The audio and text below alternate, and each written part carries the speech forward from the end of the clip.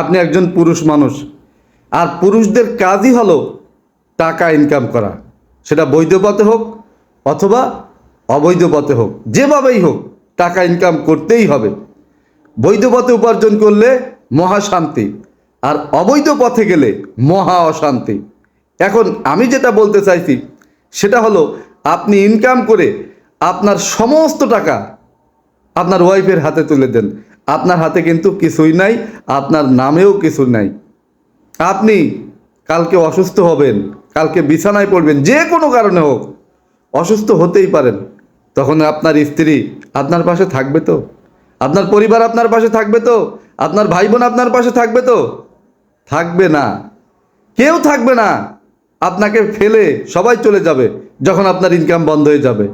তখন তো আপনার ট্রিটমেন্ট লাগবে, খাওয়া লাগবে।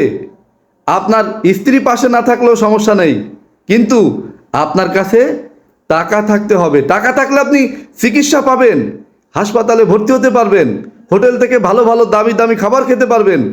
কিন্তু আপনার কাছে কিছু নাই। এটা চিন্তা করবেন। আপনার ভবিষ্যতের জন্য অবশ্যই আপনার নিজের নামে কিছু না কিছু থাকতে হবে।